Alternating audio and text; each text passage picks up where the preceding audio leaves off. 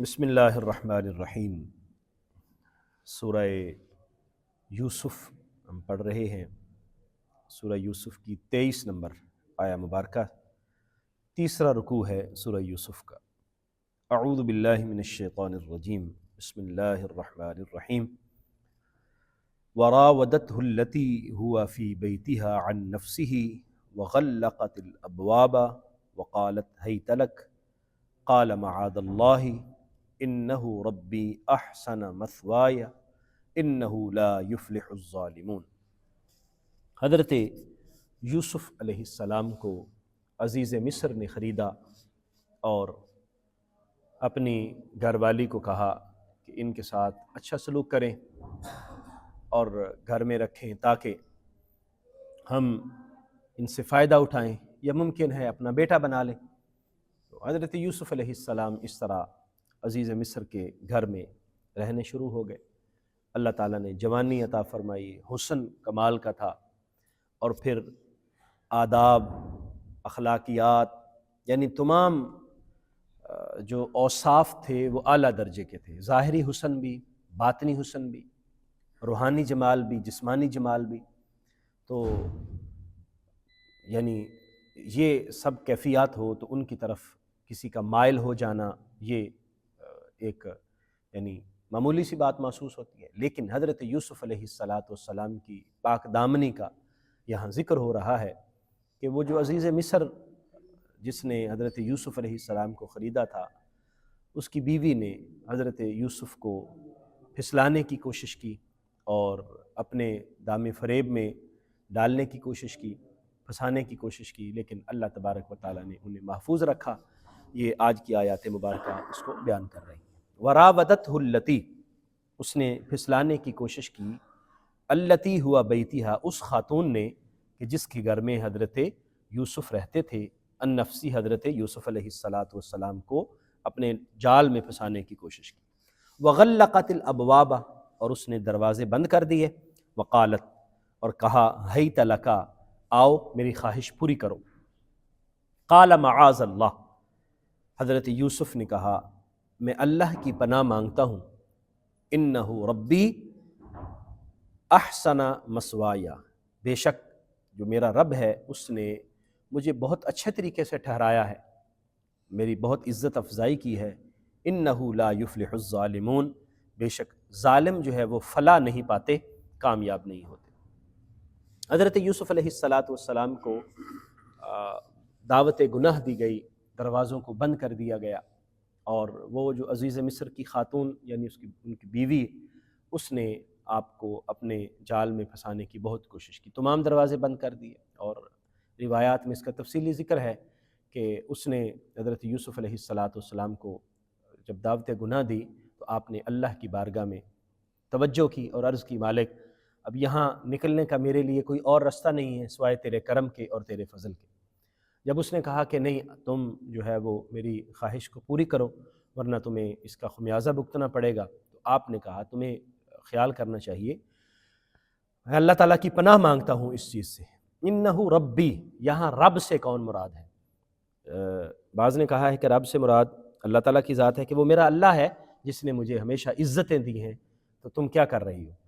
تو بعض نے کہا کہ رب کا لفظ جو ہے وہ دوسروں کے لیے بھی استعمال ہوا ہے قرآن مجید میں اور جگہ بھی، اور یہاں مراد تھا عزیز مصر، کہ رب کا مطلب پالنے والا ہے، کہ اس نے میری پرورش کی ہے، مجھے خرید کے لایا تھا اور مجھے محل میں اس نے ٹھہرایا اور بڑے اچھے طریقے سے اس نے مجھے رکھا اور میری عزت افزائی کی، تو تم اس کی بیوی ہو کر مجھے یہ دعوت دیتی ہو، تو کیا میں یہ کام کروں؟ حالانکہ جس شخص نے مجھے یہاں ٹھہرایا ہے میں اس کی بیوی کے ساتھ اس طرح کی یعنی برائی کا ارتکاب کروں، یہ مجھے تو زیب نہیں دیتا، تو میں اس طرح ظالم ہو جاؤں گا، اور ظالم کبھی بھی کامیاب نہیں ہوتے۔ وَلَقَدْ هَمَّتْ بِهِ وَهَمَّ بِهَا، جب آپ نے یہ بات کہہ دی، اللہ سے پناہ مانگی اور اس کو سمجھانے کی کوشش کی، لیکن اس نے اپنا پکا ارادہ کیا ہوا تھا۔ وَلَقَدْ هَمَّتْ بِهِ، اس نے پورا ارادہ کیا۔ وَهَمَّ بِهَا لَوْلَا أَن رَأَىٰ بُرْهَانَ رَبِّي، اور آپ بھی شاید ارادہ کر لیتے اگر آپ اپنے رب کی نشانی نہ دیکھتے۔ یعنی اب آپ اس ماحول کو دیکھیں اور وہ جو سارا منظرنامہ ہے اس کو آپ دیکھیں تو کسی بھی نوجوان کے جال میں پھنس جانے کے لیے کوئی زیادہ مشکل نہیں، سارے دروازے بھی مکمل طور پر مقفل ہیں، بند ہیں، اور موجود بھی کوئی نہیں ہے، اور وہ محل کی مالکہ بھی ہے اور وہ حکم بھی دے رہی ہے۔ لیکن چونکہ حضرت یوسف اللہ تعالیٰ کے پیغمبر تھے، اللہ تعالیٰ نے بچپن سے ہی اپنے خاص فضل و کرم میں ان کو جگہ دی تھی، اور خواب بھی دیکھا، اور پھر اس کے بعد کنویں میں حضرت جبریل کی آمد، اور یہ ساری نشانیاں حضرت یوسف علیہ السلام دیکھ چکے تھے۔ تو اللہ نے فرمایا اگر وہ نشانیاں نہ دیکھی ہوتی تو ممکن ہے حضرت یوسف بھی یہ ارادہ کر لیتے جو ارادہ اس کا تھا، لیکن آپ نے جو ارادہ کیا وہ کیا تھا؟ وہ ارادہ تھا باہر بھاگنے کا اور باہر کی طرف نکلنے کا۔ كَذَلِكَ لِنَصْرِفَ عَنْهُ السُّوءَ وَالْفَحْشَاءَ، اسی طرح یہ معاملہ ہوا تاکہ ہم یوسف سے ہر طرح کی برائی اور بے حیائی کو دور کر دیں، یعنی ان کی طرف منسوب بھی نہ ہو سکے، اور قطعاً چونکہ اللہ کے نبی ہیں اور نشانیاں دیکھ چکے ہیں، اس وجہ سے آپ کا دامن پاک رہا۔ إِنَّهُ مِنْ عِبَادِنَا الْمُخْلَصِينَ، کیونکہ وہ ہمارے مخلص بندوں میں سے ہیں، کیونکہ یوسف علیہ السلام اخلاص کے ساتھ اور ہر طرح کے یعنی دیگر چیزوں سے دور ہو کر اللہ کی طرف جھکنے والے اور اللہ کی طرف رجوع کرنے والے تھے۔ وَاسْتَبَقَ الْبَابَ، دونوں دروازے کی طرف بھاگے۔ وَقَدَّتْ قَمِيصَهُ مِنْ دُبُرٍ، اور اس خاتون نے آپ کی قمیص کو پیچھے سے پھاڑ دیا۔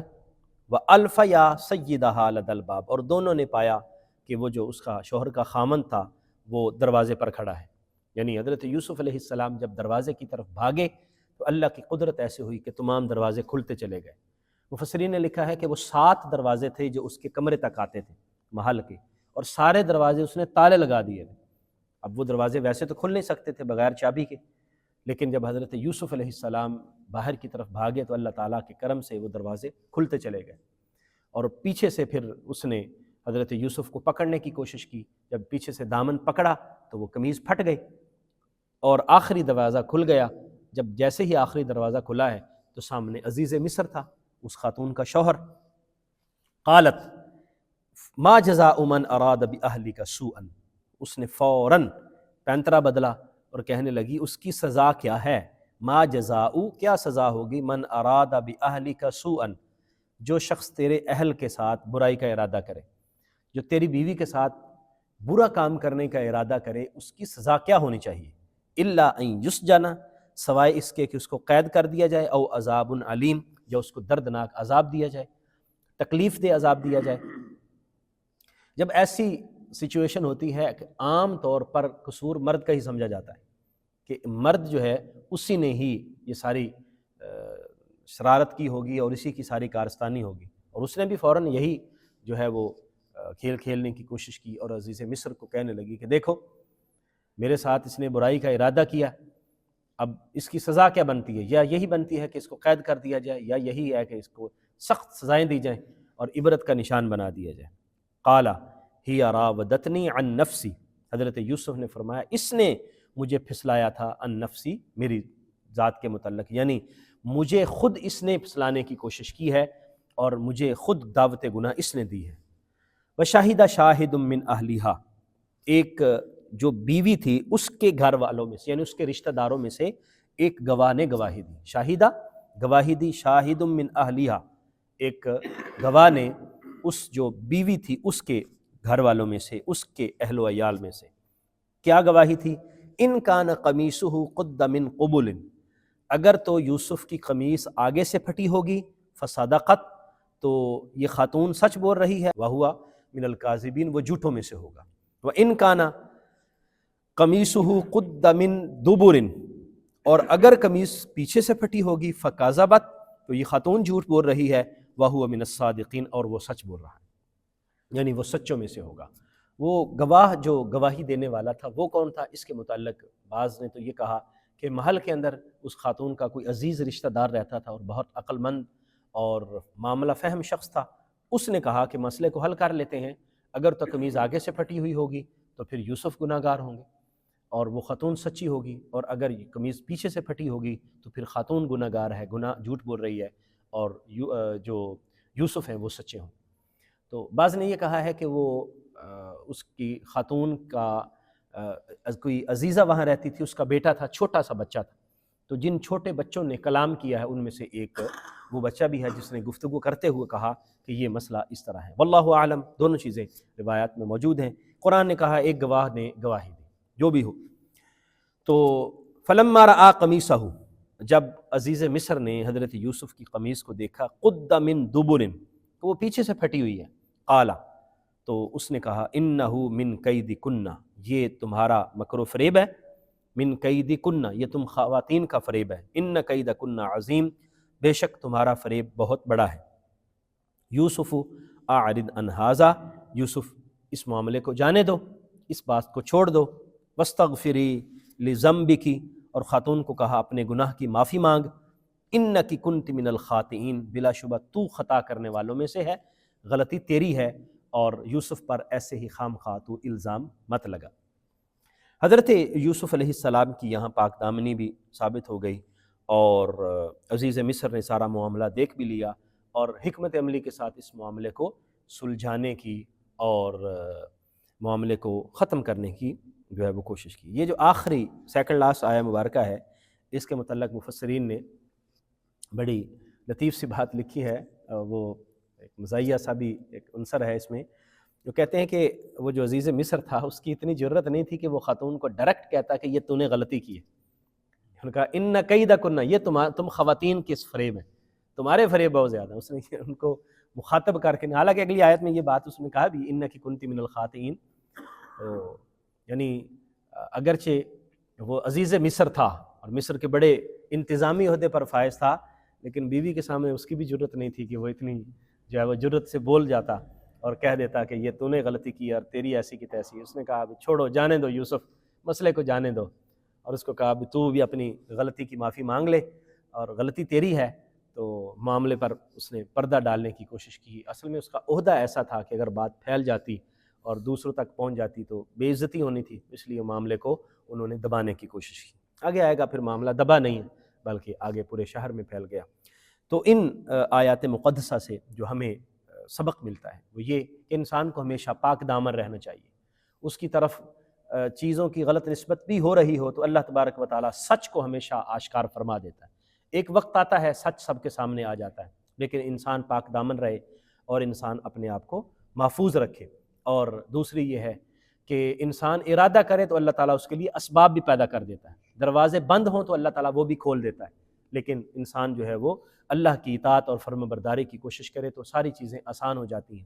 یہاں تک کہ اب اس معاملے میں حضرت یوسف کا کلیئر ہو جانا بہت مشکل تھا کہ کوئی اور ہے بھی نہیں، بیوی جیسے کہہ رہی ہے اور وہ خاتون اول ہے یا خاتون دوم ہے، اب وہ جو بات کر رہی ہے کسی کی جرت ہے کہ اس کے سامنے کوئی بات کر سکے، لیکن اللہ تعالیٰ نے اس الزام سے بھی فوراً حضرت یوسف کو بری کر دی۔ تو مطلب یہ ہے کہ ہم حق پہ ہمیشہ رہیں تو اللہ تبارک و تعالیٰ انشاءاللہ حق کا ساتھ دیتا ہے، اور حق کے ساتھ ہی اللہ ہوتا ہے، اور حق کو کبھی بھی جو ہے وہ ظاہری پریشانی ہو سکتی ہے لیکن انجام جو ہے وہ حق کا ہی ہوتا ہے۔ اللہ تعالیٰ ہمیں سمجھنے کی توفیق عطا فرمائے۔ آمین وآخر دعوانا الحمدللہ۔